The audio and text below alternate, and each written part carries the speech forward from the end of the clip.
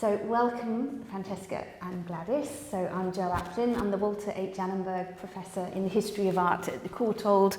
I'm also Director of the Centre for the Art of the Americas, and it's under the auspices of that centre that we've come together to talk today. Dr. Francesca Wilmott, Curator at the Crocker Museum of Art in Sacramento, and of course the reason we're here today is to talk with you, Gladys Nilsson.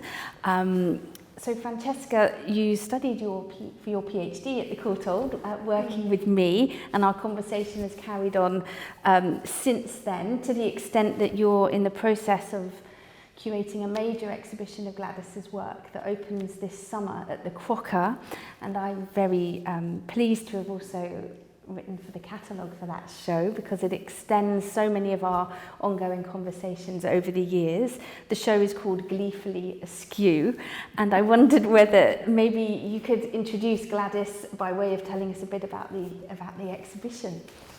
Thank you so much, Jo, and thank you to the Courtauld for hosting us all. It really feels like a full circle moment being back here with one of the subjects of my thesis and with my supervisor. And so I'm just so pleased that this can happen and that we can spotlight your retrospective as well. So a bit of an introduction. I think I'll go way back to the beginning just to give a little bit of biography for those who are less familiar with Gladys's work, and then I'll talk a little bit about the plans for the retrospective as well. So Gladys, it's funny to talk about your biography in front of you, but fill in any details that I missed, please. So Gladys was born in 1940 in Chicago and is most commonly known as a Chicago artist, which is something that I looked at closely throughout my PhD. And Gladys spent most of her career and life living in Chicago, except for about 8 years in Sacramento, California. Mm-hmm. And so I'll get to that. But Gladys went to the School of the Art Institute of Chicago between 1958 and 1962. And those were very formative years in so many ways, both artistically as well as personally. In 1960, as the story goes, Gladys met her husband, the artist Jim Nutt, in the school cafeteria. And the rest is history. They married in 1961, and then in 1962 you graduated from the School of the Art Institute of Chicago, and around that same time you were expecting your son Claude, and I think that's an important milestone in so many ways, but while you were pregnant, you turned from oil painting to watercolor in order to avoid the toxicity of oil paint and turpentine. And since then, Gladys Nilsson's work is really known for watercolor. You've pushed that medium in so many ways, and I think the content of your work also plays into the fluidity of watercolor and some of the associations that go along with watercolor. It both challenges those as well as subverts them and plays with them in very interesting ways, which we might get into. Yeah. But fast forwarding a few years, in 1966, Gladys and Jim banded together with 4 other graduates from the School of the Art Institute of Chicago and formed a group called the Harry Who. And the Harry Who was a group of figurative painters from Chicago who were wildly experimental, drawing upon a wide range of sources from comic book imagery to popular culture, objects that you would all see at the Field Museum of Natural History in Chicago, looking at the work of self-taught artists. There are so many different sources of inspiration. And then you exhibited 6 times as a group. Yeah. 3 in Chicago, and then also San Francisco, New York City, and Washington, D.C. Yeah. And so then in 1968, around the time of your San Francisco Art Institute exhibition, you came out to the West Coast for that opening, and Jim Nutt was offered a position at Sacramento State, a full-time teaching position. And you and your family moved west and settled in Sacramento for almost 8 years. And those were the years that were the focus of my PhD thesis. during those years, you were shipping work from Sacramento to Chicago, Sao Paulo, Mexico City. You had an important early exhibition at the Whitney Museum of American Art in New York City. And your work was also very experimental during those years. You were trying out new compositional formats like the embroidery-hoop frames. You were working both in small scale as well as really large scale with your diptych, like Adam and Eve after Cranach. Yeah. And it's important to pronounce it Cranach because that's where I spelled it. Yes. Yes. So, yeah, and so you were thinking about art history and bringing in new references as well. So I've been going on for a while, but the retrospective looks beyond those years. So you returned to Chicago in 1976, and I like to think of those California years as kind of a guide for understanding your larger career, the way that you defamiliarize yourself with your own modes of production, constantly challenging yourself, whether it's through travel or through trying out new artistic media, collage, or new formats. And now it's been 6 decades of art making, and we just have the small task of summarizing all of that into a retrospective. So it's been really rewarding to work with you on that. And I have a question for you. Yeah. I'm curious to hear, well, first of all, if I missed anything major about that you think our audiences should know, but also what it's been like just to go through 6 decades of work and preparation for the retrospective. Well, it's sort of overwhelming, but it's also rewarding to look back and to cover all of the various things that I have done, where I think I did that. I mean, questioning, I know I did it, but there have been so many things and so many variables in terms of materials used and so on and so forth, even though I always come back to watercolor, paper, I love paper. But it amazes me that that I still have the energy and the drive at 85 now, and recently I've been painting walls, which is an exhausting project, but very rewarding, and I don't know how I did it. And whenever I'm presented with a new idea, like I have been taking notes for something as soon as I get home to my studio to look back on a few things and bring them up to what I'm doing now, and it's exciting. I like to be excited about what I'm doing.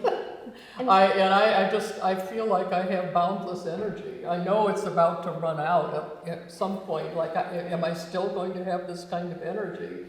I mean, I feel how old I am, but I don't think I'm that old in my mind. And it's been quite the experience. I mean, the book covers and the show covers 60 years of work, which is a lot, going all the way back to early drawings of what, 64, 63, Yeah, 64, 64. and then all the way up to current piece, whatever, and that's a lot of years. I mean, I feel extremely lucky to have had the kind of situation that I'm in, the kind of drive that I have, and looking forward to what might happen next.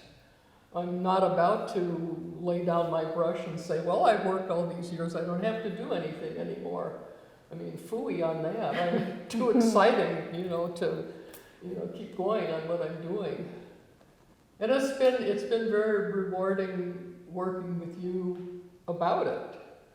So, I mean, all of this thing, she came here, and now we're here, and then it's there, and it's exciting. I want to thank you for turning out this wonderful student. I'm very proud. I feel I can't take too much credit. I mean, it was a pleasure and to learn so much about this. And so when you then asked me to write for the catalogue, and you said, listen, here's something that you should know. Gladys has been working on aging and has been drawing her old ladies, as you called them, which is what I've been working on for many years as well. So for me, there were these really deep research connections that your work kind of brings together from both of our interests. And I think when you say, you know, looking back over all of those years and not always recognizing or remembering that you've done stuff, I just think that's kind of extraordinary, because that the various shifts in media that you have gone through is really, I think, quite something. I mean, it's quite something, the range. So yes, the watercolor remains a constant, but now you're making these enormous wall murals, and the painting on plexiglass, and the embroidery hoops. I mean, there's something, that sense of excitement you talk about now, you can feel it was there throughout. Is that true? You were always excited to try something different in your practice, and I think that we're going to see that with the exhibition too. Yeah. And since you working on aging and artists aging and so on, it seemed to me to be a natural thing as I go along in the work that my women are aging as much as I have. They're not, everyone says, oh, they're all self-portraits. They're not, but I'm using myself as the catalyst. They all have gray hair now. Yeah. The men have gray hair. I mean, so it's like I'm using where I am in life to present what I'm interested in presenting. Which is an exciting way to approach a retrospective, which can sometimes feel that it marks the end of something, but the show brings us right up to the present, and you're still working. You're talking just earlier about what you're going to do next, and so on. So I think that that's kind of a very interesting way of thinking about the retrospective. Well, it'll be interesting for me when the show gets installed to go at the beginning and to see how the women look. Yeah. Little narrower waistline. Some, I mean, that varies all along, you know. Physiognometry certainly has drooped a bit, and it just, well, what do they look like now as opposed to what do they look like then? So it's like, ooh. Like companions, they've been there with you through the process. And that actually reminds me of a line from your brilliant essay that you contributed to the book, which I was just so thrilled to include in the catalog. And you said that Gladys Nilsson is never working in a retrospective mode. You're always looking forward and never back. And that has really become one of the organizational principles for the retrospective itself. Our gallery space is a circular space, and so the beginning is also the end. That's great. And and to collapse time so it's not this strict linear narrative that you It's so important, and you've done works where you've collaged in a younger photograph of yourself on your birthday, where you've done paintings to mark kind of like a big birthday, and to have that small collaged photograph of your younger self. Little 3-year-old Gladys. Yeah, but it's that was when I turned 70. I decided that I had everything that I would work would go out the door to go into whatever galleries and so on and so forth. But when I turned 70, I thought, I'm going to give myself a present. And I did Big Birthday Gladys, or BBG as she is fondly known as, and it was mine. And it was very important for me to snip out an old photograph and have little Gladys, there. And when I turned 80, I did even bigger birthday Gladys, meaning age-wise and so on, and that was a canvas work, but it also has a little Gladys in there. And the scale was just a bit bigger, too. Yeah. It was on canvas, acrylic, which was different than the loving aspect of working on watercolor. I mean, I can't tell you how much I love working in watercolor. And even though now I'm doing colored pencil drawings, and on and off put a little collage in there, I'm always thinking ahead to when I can return to what I really love doing. And it's really curious how my love of working on paper developed. Because I was kind of aimless in terms of how I wanted to do something until that last painting that my sister-in-law owns. That'll be pictured in the catalog of people that I didn't know knew each other, and I didn't like them all through school, and I walked into the lunchroom and they were all sitting together. And it was such a monumental, horrifying situation. I promptly went back to the studio class room and did a painting on it. That's Which was, wonderful. drawing from art history and so on and so forth. But it was the catalyst that told me I could follow my own direction. Because I was kind of aimless all through school. I mean, I was a very good student, always doing what was required of me, paint a still life, paint a still life, paint the model, do the model, and so on. But I had no real inkling about where I wanted to go personally until that moment. And that was like, I could do this. And that was pretty cool. And when was that? That was like... That would be in 62. 62. Was the very last semester. I was pregnant at the time, And that was the start of really... Of really having my know. own sense of direction. Yeah. Which was very important. I mean, it took a few years to really boil down to personal imagery, personal iconography. And, but it got there until... I think both my husband and I exhibited for a couple of years with the Hyde Park Art Center and the massive group shows and so on before the Harry-Hoo came into fruition. But I was developing how I wanted to deal with the figure. I mean, you said that the Harry-Hoo were all figurative painters, recognizable figures, but it was not realism. No. It was using our own personal bends on how using distortion, using fanciful imagery, so on and so forth. And the whole group became known, other students of our, no longer students, but graduates that also used the figure that were loosely lumped as Chicago images. But that figure you began to develop then continues and it changes. We talk about the drooping bodies, but the kind of the gangling, jelly kind of that body form, it's always in flux, and that's one thread that we can see recurring in your practice. It's throughout. Yes. And it was somewhat radical in that moment to be putting forward the figure and such personal work. And I remember that you shared with me that your professor Millman, an abstract expressionist at the School of the Art Institute of Chicago who was visiting, he said that painting you were describing of the crowd of students in the lunchroom was much too personal. Yeah, he said I had no business painting a painting like that in art school. Wow. Which flummoxed me, because I thought art school was a place where you could develop your own personal sense of direction. You'd get out of school and you'd further it, but I mean, it was such a terrible last critique. And there was one other student that stood up for me, and I felt so good. No, I disagree. I think she could paint this, kind of thing. And it was a pretty interesting experience. Yeah. But you pressed on. I mean, that could be quite crushing. Oh, well, I would accept a thing like, well, you can't do that. Oh, you think I can't do that?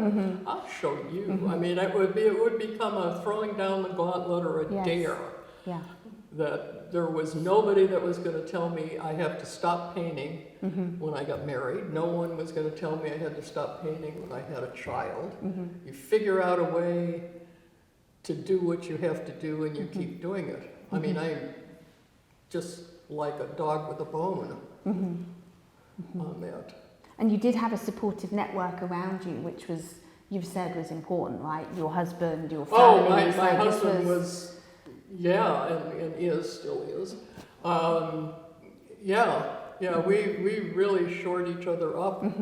His family was more supportive than mine, although the surprise was, for me and my background, which was blue collar, his was white collar, that I was allowed to go to art school, because that was not the kind of profession that you would go into if you wanted to make a living, because there's no money in going to art.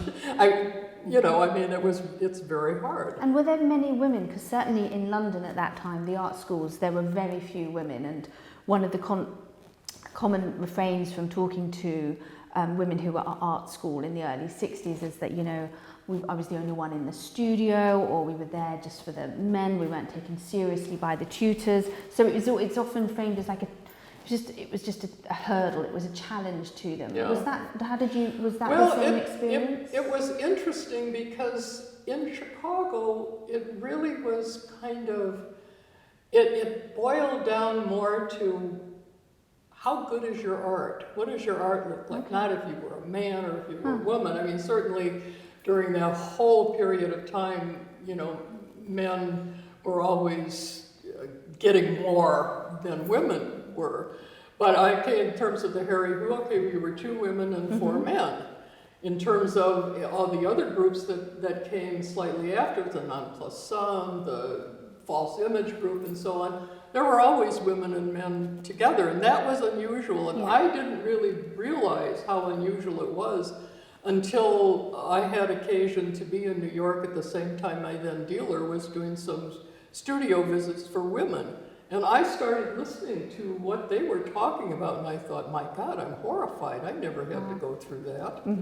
So the creative situation that I was a part of in Chicago was based more on how good is your art? What are you saying? And it went slightly beyond anybody that was image-oriented, but it was spread broad, and I'm sure everybody has a different story. But in my particular little group, there was women and men were together.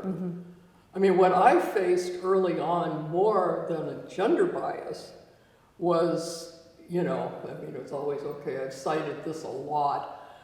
I like your work, but it's small. Right. I like your work, but it's on paper. I like your work, but it's watercolor. Right. I like your work, but it's funny. More than I like your work, but you're a woman. It was always that other stuff. And I've faced a certain amount of bias because of my chosen material. Right. And it used to be that, canvas work or sculpture were always highly thought of, more, took first step over any paperwork. Drawing was always the secondary thing. Drawing were the things that got thrown away after the master had done, studio sweepings, I think my art history teacher used to call them. And I think, well, I like studio sweepings. I just gather them all up. So it's been interesting. Now, of course, materials and mediums have shifted and changed and so on and so forth, so that your creativity takes the fore, more so than what your materials might be. And drawing is, I thrill every time I go into a museum and I see they have a room devoted to paperwork. And that's, because it's as important. And in the Thiebaud show, there's paper on the wall along with it. In Carrie James Marshall's show over at the Royal Academy, there's paper on the walls along with paintings. Yeah, those distinctions don't hold in the same way. And as you say, we have our drawings gallery that has that wonderful selection of hand-tinted prints, but also we have got prints alongside the paintings, and that would... It's very important, because a lot of people don't realize what goes into making a painting or a piece of sculpture, that they don't realize the amount of thought and the amount of drawings that can go into it, and if they learn what an artist's process is, and how an artist thinks on paper with a pencil in his or her hand, as well as being like, well, poof, here's an 80-foot painting in oil that just poof happened without all of these other paperworks. I think that paper also has the association as always being preparatory, which is not the case, and your work certainly drives that home. No, even the tiny little, well, not tiny, but typewriter paper. I would say typewriter paper size, because everyone knows what that is. Colored pencil drawings, they're finished in and of themselves. The amount of preparatory drawings that I've done were done in a spiral notebook with little tiny squares, and my art history teacher used to say, thumbnail sketch. You do a thumbnail sketch of it, Well, thumbnail sketch to me meant a thumbnail was, that's what the sketch is. Okay. I laugh at myself when I'm thinking, okay. Whatever preparatory drawing that I might do for something is under the watercolor, a finished drawing. Yes. Two processes when I do a watercolor. Is the preparatory drawing, erased, form, reform, shift, and all that is finished. A finished drawing, and then the paint comes on. So it's two-step. Yeah. I have no drawings that lead up. When the paper gets over a certain size, I might have a little tiny rectangle with directions. By that I mean is there a horizon line? Is there a division in the paper? And where is that going to be? And then a big figure will arrive. So I thrill at paper. So we're sitting here at Somerset House at the Courtauld Gallery, so just a few yards away from some art historical giants. And I know you studied art history and art at another museum school, the School of the Art Institute of Chicago, and you're constantly looking and engaging with art history. And I was wondering if you could reflect on that a bit. What does art history mean for you? Oh, art history meant the world. My graduating class at SAIC, School of the Art Institute, was the last class where they would allow you to graduate being a studio person. You did not have to take academics and work towards a degree. Mine was the last class that did that. You had your mandatory 2 years of art history, which were, like your basic courses, teaching you a smattering of this and that, and then something that went on more basic in the 19th and 20th century. And I discovered that I really liked art history. I liked sitting in the dark, looking at the screen and being bombarded by image after image, because it began to thrill me to see that which came before me and how it formed and how I absorbed it and how it came out in what I do. And I didn't have to take more than the 2 years of classes. I took 5 years of art history in 4 years. I went to summer school because somebody offered a class in thus and such, and so on. And the one art historian that became a close friend of my husband's and mine, Whitney Halstead, had so many different classes that if you wanted to sign up for his class on Dada and Surrealism, you had to wait until it came around because he couldn't teach them all at once. There were too many.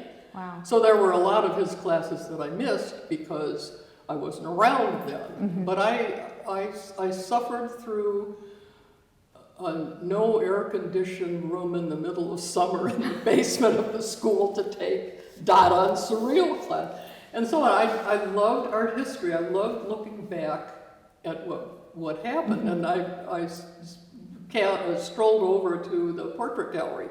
And my purpose in going there was just to go straight up to the top and to look at all of those early Tudor and Stuart paintings, which were monumental. And I strolled through the rest of it, but it was all of those paintings. I mean, I look forward to see what I'm doing, but the work that I want to see, I look back on art history. And they're extraordinary galleries because, the figures and the bodies, there's a certain, saying that you're drawn to them sort of makes a certain kind of sense, thinking about your bodies. The big portrait, which is now the big pencil drawing of Henry VIII standing there like that. The only person that I could think of that I would really want to look at would be Edvard Munch and his big portrait paintings of the industrialists.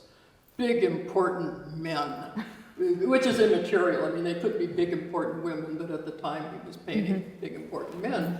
And I've always wanted to do a big single figure on a page, and I can't do it. I have to keep, he needs or she needs someone to talk to, so then a second person comes in, and then maybe there's a third person to kind of tweak the two of them.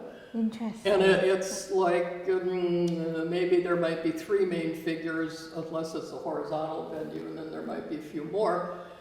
And I get those in place, and then there are all these secondary ancillary the miniature figures. Oh, yeah. And they keep getting smaller and smaller, and it's the smallest one that are doing the fun things. And there's always these micro dramas and subplots. Yes, there is, and the tangle of bodies. I think it takes a while to settle when looking at one of your one of these works, just to find all the different bodies and what they're up to, and often up to very ordinary domestic tasks, but somehow but sometimes they look absurd. Don't. Yeah. Sometimes they're up to all kinds of weird things. Yeah, they really are, and it's just this kind of. I mean, they are funny. I think the humour in your work is actually very distinctive, and it's something that isn't just to do with what they're up to, but the way that you capture them as well. And I don't know, is that something you look for in other works when you look back at the history of art? Is it works that have a kind of a sense of humour that strike you, or what is it you? Well, when there's a crowd, you look for what everybody is doing, and sometimes there are people in the shadows that are like in some of the early, Dutch paintings where you're inside it would be like an interior still life, except there might be people walking around.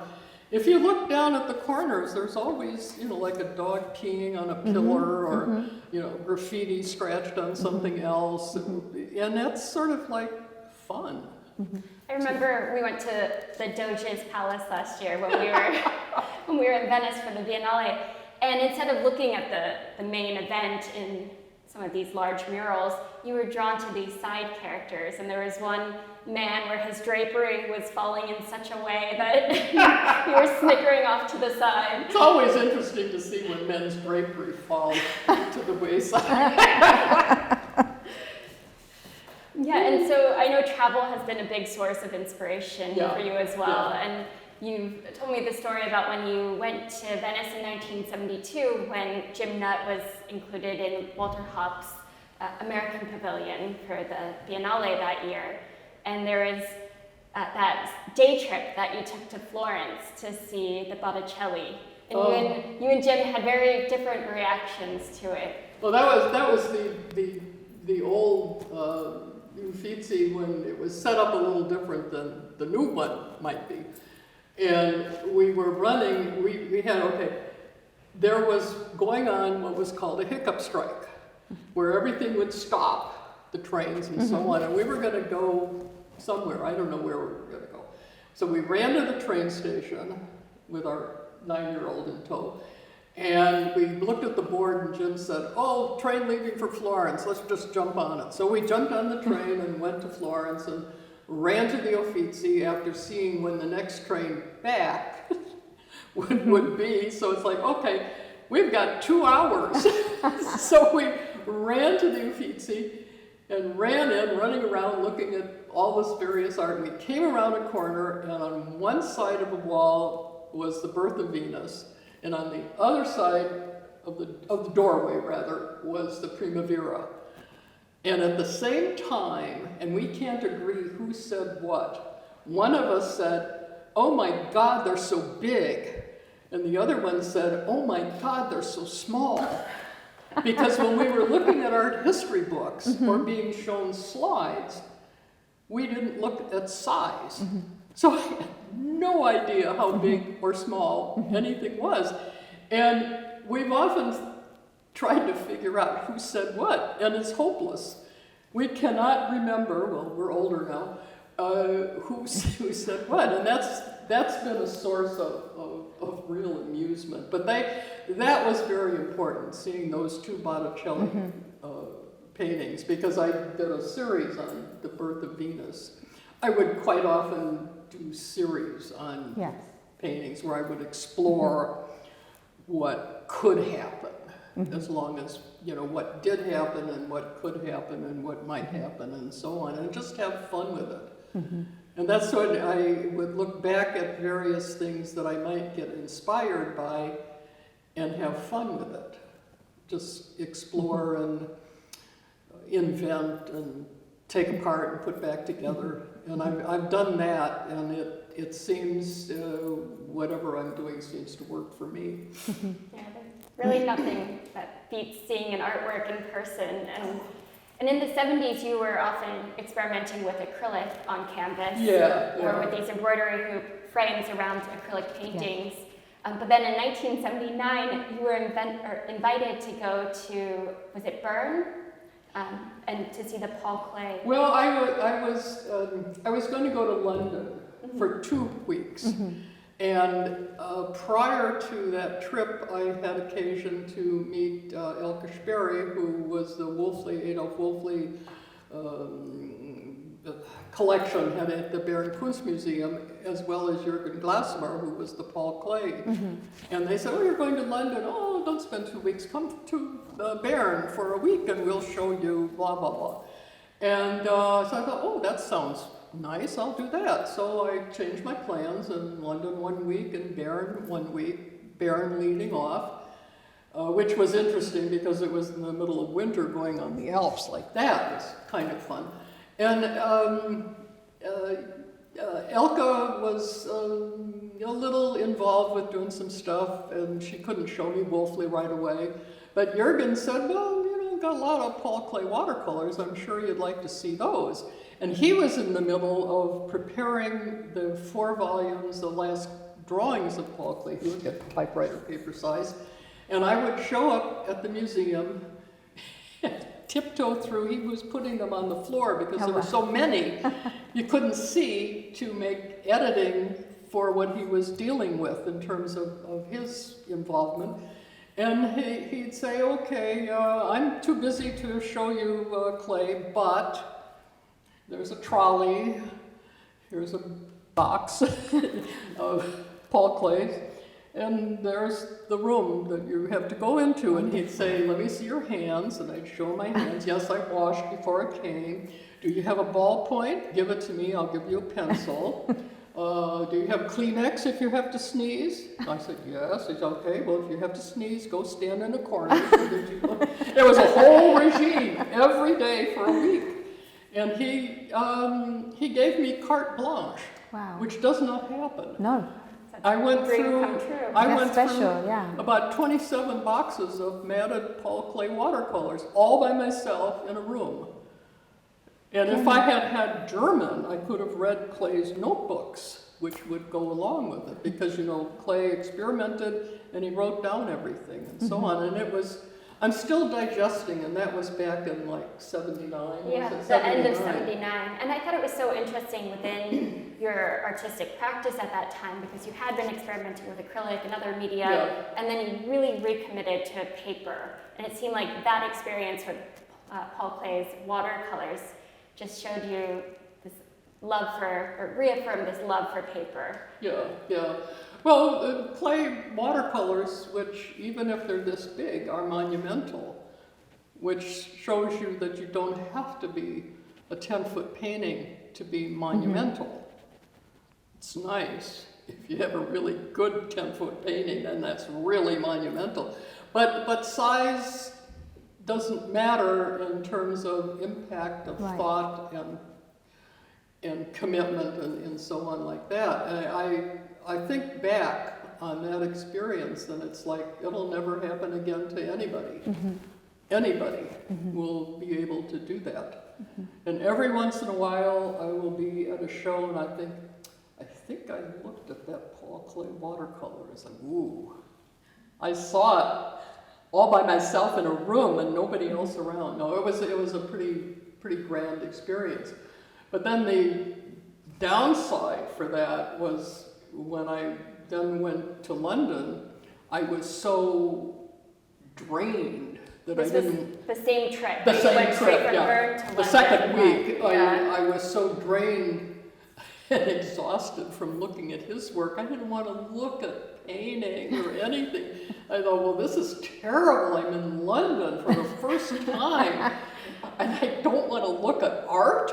This is terrible. So I went to the British Museum and I saw the big Assyrian reliefs and I got rekindled and excited again. And I have a great fondness for rows of marching people that are all facing They are like Egyptian yeah, friezes they really too. are. You know, and so that was exciting. And then I went around to all the usual places. So was this when, because I know that you've had 2 trips around that time to London, or was it one, and you saw the Stanley Spencer paintings, and he's another artist that's been, I think, important to you, is that? I was aware of Spencer's work, and I think, well, for sure I would have gone to the Imperial War Museum, which had Spencer's on view at that point. Spencer was not a known, and still is not a known quantity in the United States. So it's only very few people that are aware of him. It was hard pressed to remember exactly how many times either Jim or I or myself alone would go back and forth, you know, to London, because I traveled a lot more than I give myself credit for. Gladys was very obliging and allowed me to try to piece together all of these different trips and I mean, it escapes me, but it looks like maybe 3 times between 79 and 80. Yeah, I mean, it felt like that. It's like, well, that's ridiculous, going back and forth that many times. But be that as it may, well, there was the Royal Academy Stanley Spencer show. That was great. Yeah. And there was the Tate Stanley Spencer show. And then Jim reminded me, well, the Hirshhorn in Washington, D.C. had a Stanley Spencer show, which he was not known, and I don't think people still know.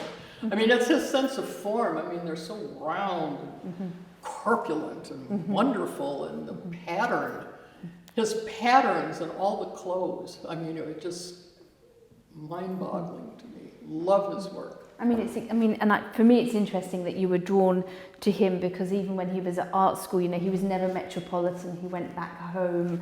He would paint kind of Cookham, his town, and so was kind of considered a bit kind of provincial by his peers at the time, but was doing something. He was an outlier to what else was happening at that time. And another British artist that I know that you like too, and I kind of talk about this a little because so do I, is Beryl Cook. And you talk about these rounded bodies, and for me there's something, I mean, there's a question of humour there, but also for her class.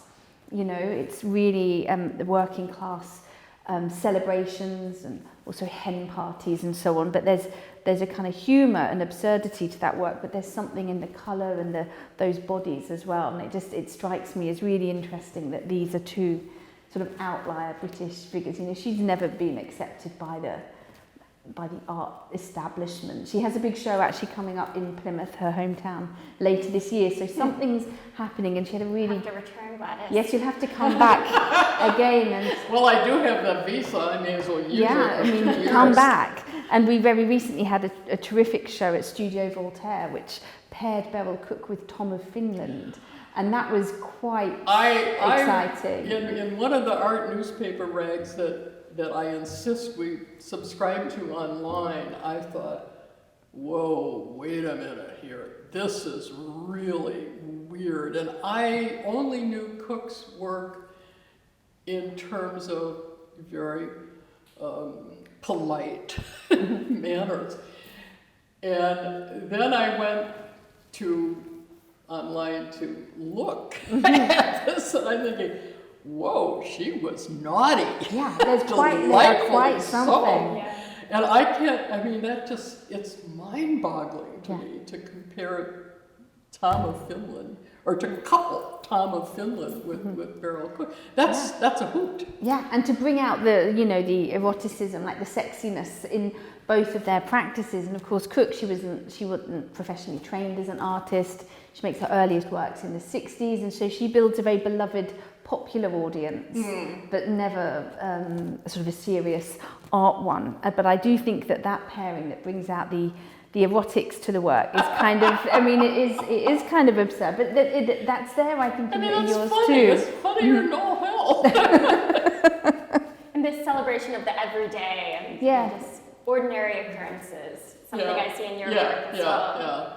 I someone like like Roger Brown's work is hugely involved with headlines and what was happening in the world, what is happening to the forest, what is happening to this and that, where if there was a disaster anywhere in the world, you knew Roger Brown would have a painting in there. And my work has always been involved with the other end of things, like the personal celebrations and tragedies. Well, my work is tragic, but because my background is such a working class background, and it was something to just get through the day, and that's a celebration. So it's interesting to think back on what my peer groups are working on and what their choices were. Roger reveled in what was going on. In fact, one of the exhibitions that was at the gallery that we were both in at the same time was, disaster, Roger Brown's disasters, and there were all these horrible things that were happening. He was doing big paintings, and wow. And in the Crocker, we had his Jonestown massacre painting. Oh, that's right. It's really a dark painting, but painted in these brilliant colors. Yeah. And Gladys, I wanted to ask you, we talked about travel and how you find inspiration abroad and delight and surprise, seeing and experiencing new things. But I've also noticed, as I was going through your chronology, that you have found a lot of inspiration on the home front as well. And that oftentimes when you turn toward domestic themes, such as in 1990, it's because there's been some kind of life event that has confined you a bit more to the home. So in 1990, you were doing a home renovation. You started teaching at the School of the Art Institute of Chicago, which somewhat limited your travel.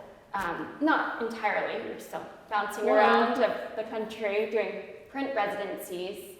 And then in 2013, you had a hip replacement and you developed this incredible body of collages during your summer of big sloppy drawings. Big sloppy drawing here, yeah. And then during the COVID pandemic in 2020, you also became more experimental with your collage format. And I was curious what your thoughts are on that, because we haven't really talked about that, those simultaneous events.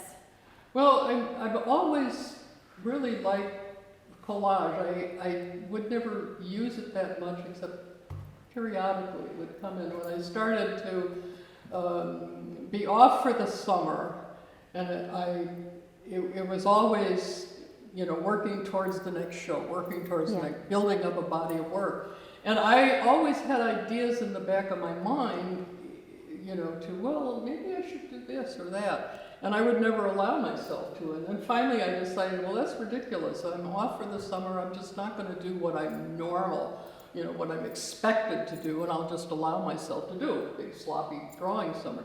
And it usually would always involve working on collage, because I love collage. You have all these pre-existing images or areas of color, and you just kind of push them around. And it would always be based in altering reality, not to making things like perch witters that might be arranging shapes and colors and so on. It always had to be image-oriented.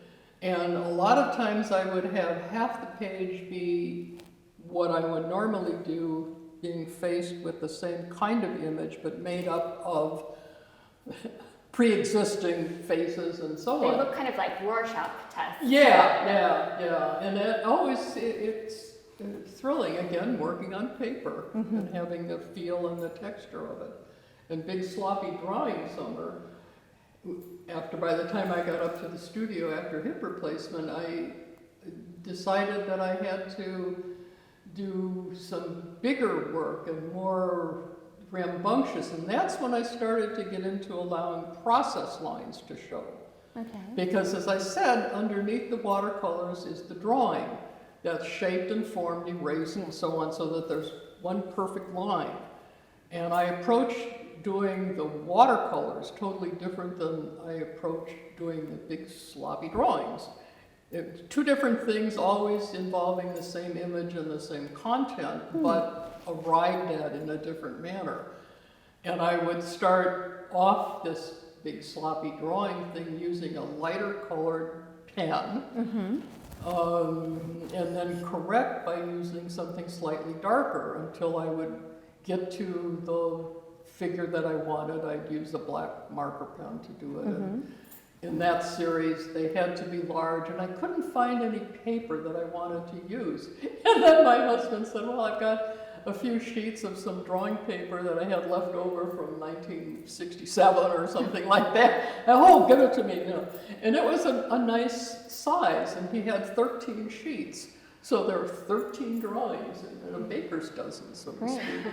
And that allowed me to move forward and to, in a certain kind of work, be looser, or allow myself to be a little more,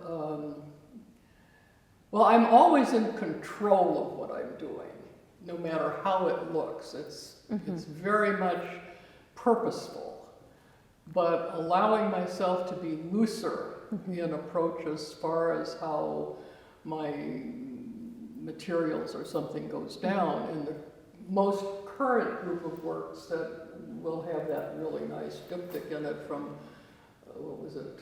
23 that was shown at Sam Parker Gallery, has a variety of materials from the marker pens to some paint, but a lot of drawing materials where there's a lot of rubbing and pushing of materials. So they're really combination works. They're drawings. They're not paintings. They're drawings.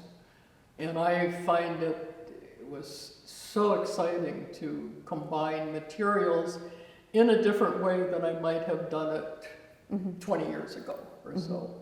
And do you retain that kind of looseness or sloppiness now, or was that a phase that you kind of worked out? Or? I'm working on these. I'm in a holding pattern, but when I'm in a holding pattern, I'm still doing complete works, typewriter paper size. Colored pencil, where I'm rubbing and shaping, and you know, some things are showing process lines, and there might be collage, and there might be some acrylic dots in it. And they're basically colored pencil, but then they have allowances if I need to attach something else to it. And they are always building towards something in my mind.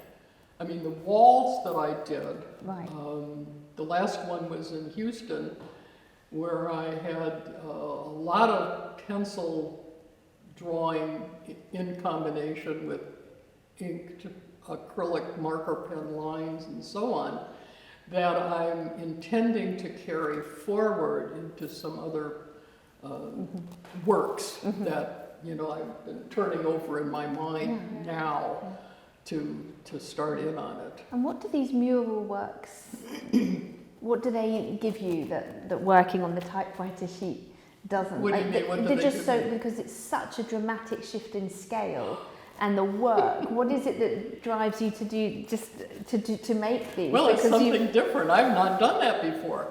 No, I was, you know, a year, now it's what, 2 years? Almost 2 Since years Colby. ago. Yeah. Young curator that worked in the Colby Museum. Yeah, you know, Kendall Colby School, DeVore. kind of- Right, okay, And she's yes. writing for the catalog Great, as well. yes, she is, yeah. And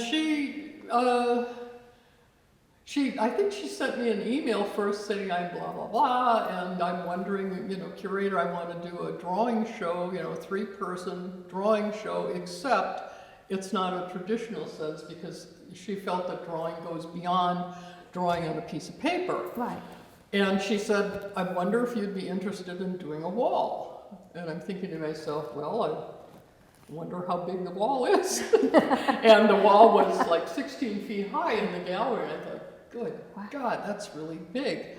Well, I wouldn't have had to have done that, so I committed to it. I told my husband, I said, well, I don't know what I'm getting myself into. And he said, don't worry, you'll make it work. It's always the phrase, you'll make it work. Whatever it is, you'll make it work.